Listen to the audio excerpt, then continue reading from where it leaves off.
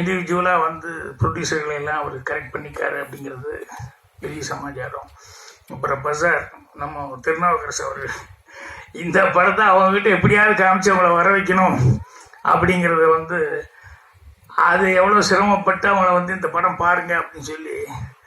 So அது உண்மையிலேயே சினிமாவில் இருக்கிறவங்க நான் சொன்ன மாதிரி வந்து கமர்ஷியல் மைண்டாக தான் பார்ப்பாங்க. என்னென்னா போட்ட காசு வருதா, அதுக்கு உத்தரவாதம் இருக்கா அப்படிங்கிறத எல்லாருமே பார்ப்பாங்க. நல்ல படம் எடுத்தால் கூட சில நேரங்களில் வந்து கையை கடிச்சுன்னா என்ன பண்ணுறது அப்படிங்கிறதுனால இது ஜனங்கிட்ட போகுமா போகாதா அப்படிங்கிற ஒரு குழப்பம் இருக்கும். ஜனங்கிட்ட போகிறது அப்படிங்கிறது போனால் தானே தெரியும் அது நல்லா இருக்கா இல்லையாங்கிறது, போகாமையே எப்படி தெரியும்.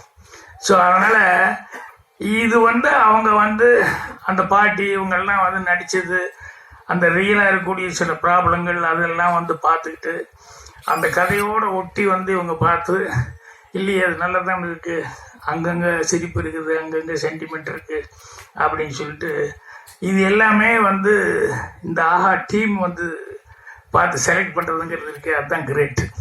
அதனால தான் வந்து இந்த ஆஹா ஃபைண்டுங்கிறதுல ஃபஸ்ட்டு படமாக வந்து ஒரு நல்ல படம் பயோஸ்கோப்புங்கிற ஒரு படத்தை வந்து ஃபஸ்ட்டு படமாக செய்கிறாங்க. அந்த ஃபஸ்ட்டு படமாக செய்கிறது அளவுக்கு படமும் வந்து ராஜ்குமார் வந்து நல்லா சிரமப்பட்டு அந்த ரியல் லைஃப்பில் இருக்கிற கேரக்டர்ஸே எல்லாத்தையும் பிடிச்சி போட்டு பண்ணனா ஏன் சோகதைகள் அந்த பாட்டில் பார்த்தா முன்னால் எல்லாம் அழுதுட்டு இருக்கிற பாட்டிகள்லாம் இருக்காங்களே எல்லாமே ஒரிஜினலாக அந்த ஊருக்காரங்க. கூப்பிட்டு என்ன பண்ணும் பாக்கியம் அப்படின்னா ஒன்றும் இல்லை கொஞ்சம் கொஞ்சம் கொஞ்சம் அப்படியே அழுதுட்டு உட்காந்துருக்குன்னு நீங்கள் முன்னால் அப்படின்னா எதுக்கு அழுகுறதுன்னு எப்படி அழுகிறதுன்னு கேட்டால் ஒன்றும் இல்லையும் கண்ணில் போட்டோம்னா எரிச்சலாக அதுலேயே வந்து அழுதுட்டு உட்காந்துருங்கன்னு சொல்லி கிளிசரின் கொஞ்சம் முடியா எல்லாத்துக்குன்னா ஐயோ ஐயோ என்னத்தை போட்டது இவ்வளோ தூரம் எரியுதுன்னு பேசாமல் உட்காந்து அப்படியே பாருங்கள் நாங்கள் பாட்டு பாடுவோம் அப்படின்னு சொல்லிட்டு. ஸோ அந்த அந்த மாப்பிள்ளைக்கு தோழனா வந்தவனை வந்து கூப்பிடுறது ஏப்பா ஒரு நல்ல பையனாக கூப்பிட்டு வர்றது இல்லையா, மாப்பிள்ளை இப்படியா கூப்பிட்டு வருவாள்ன்னு சொல்லி சொல்லுவாங்க. அதெல்லாம் வந்து ரியல் கேரக்டர். இப்போ நான் கோபிகா தான் மறுபடியும் ஷூட்டிங்கு போகும்போது அடுத்த ஜென்ரேஷன் இவங்கெல்லாம் வந்திருப்பாங்க இல்லையா, அவங்களுக்கு அந்த குழந்தைகள்லாம் பார்த்தது இல்லை. சினிமாவில் வந்து இப்போ அங்கே வில்லேஜுகளில் சில நேரங்களில் ஃபோட்டோ கூட எடுத்து வச்சுருக்க மாட்டாங்க. இப்போ இந்த படம் வந்து பார்க்கும்போது அந்த பாட்டு போட்டோம்னா இதுதானே அவங்க அப்பத்தவங்க அவங்க இவங்கன்னு சொல்லி எல்லாம் காமிக்கிறது இருக்கே, அதில் அவ்வளோ ஒரு சந்தோஷமாக அவங்க வந்து காமிச்சிக்கிட்டு இருப்பாங்க.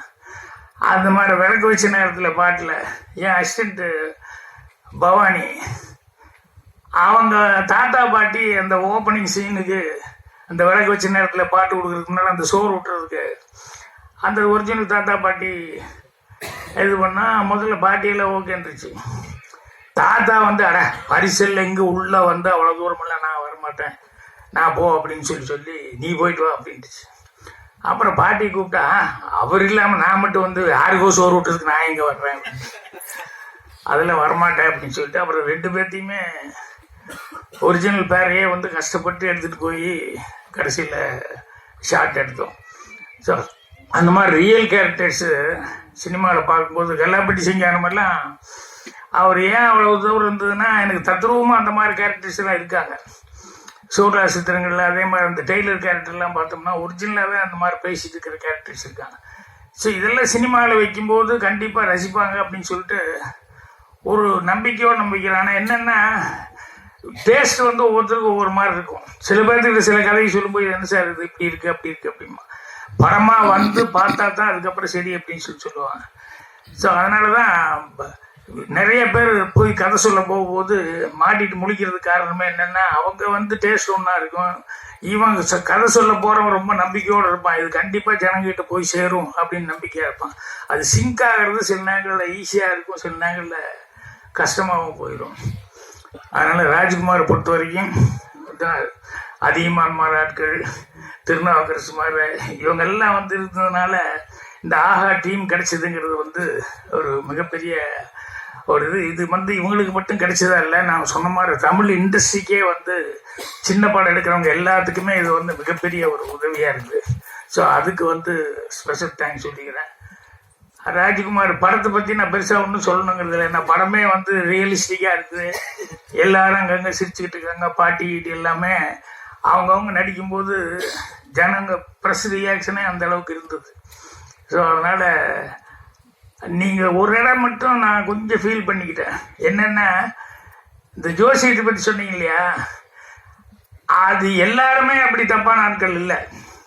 அதை வந்து நீங்க அந்த அந்த ப்ரொஃபஷனே அப்படின்னு சொல்லி எங்கா ஒரு இடத்துல பாயிண்ட் பண்ணிருக்கலாம். ஏன்னா எல்லாத்தையும் நல்லது கெட்டதுங்கிறது இருக்கு. இப்ப இதெல்லாம் சாமி மாற கடைசி வரைக்கும் சர்ச்சைக்குரிய பிரச்சனை தான். ஜோசியங்கிறது சர்ச்சைக்குரிய பிரச்சனை தான். ஆனா எனக்கு தெரிஞ்சு ஜோசியத்துல வந்து கணக்கு, அந்த கணக்கு மேத்ஸ் அப்படிங்கிறத வச்சுக்கிட்டு சில பேர் சொல்லுவாங்க. அந்த மேத்ஸ் சொன்னது இவங்க எப்படி சொன்னாங்க அப்படின்னு சொன்னோம்னா எனக்கு ரொம்ப ஆச்சரியமா இருக்கும். நான் இப்போ 4 நாளைக்கு முன்னாடி கூட சொல்லிட்டு இருந்தேன். முரளி வீட்டில் வந்து என்னோட அசிஸ்டன்ட் தான் தமிழ் சிற்பி. அவர் வந்து கட்டமெல்லாம் பார்த்து அதெல்லாம் சொல்லுவார்.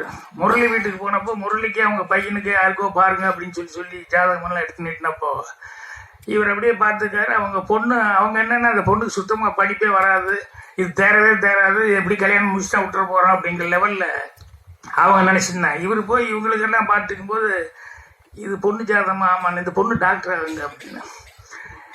இது 8ஆம் கிளாஸ் 10ஆம் கிளாஸ் தேர்றது ரொம்ப கஷ்டம், விளையாடுவீங்களா நீங்கள் அப்படின்னு சொல்லிட்டு யாருமே வீட்டில் நம்பலையா.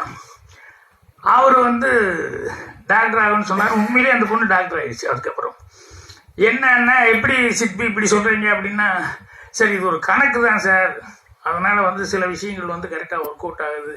நான் ஒரு 2000-3000 ஜாதகம் பார்த்துக்கிட்டு அதுக்கப்புறம். ஆனால் எல்லாரும் அந்த மாதிரி கட்டிக்கிறதமா இருப்பாங்கன்னு சொல்ல முடியாது. இதை வச்சு பொழப்பு நடத்திட்டு இருக்கவும் நிறைய பேர் இருக்காங்க. நீங்கள் சொல்லும் போது அந்த மாதிரி ஆட்களை மட்டும்தான் நம்ம மென்ஷன் பண்ண மாதிரி இருக்கணும். ஏன்னா அதில் வேற மாதிரி இருக்கிறவங்க எல்லாம் இருக்காங்க இல்லையா. ஸோ ஆனாலும் படத்தில் வந்து அந்த மெசேஜுங்கிறது வந்து கடைசியில் அந்த குழந்தைகள்லாம் பேசுகிற மெசேஜ் இருக்க, அது வந்து ரொம்ப கன்வின்சிங்கான மெசேஜாக இருந்தது.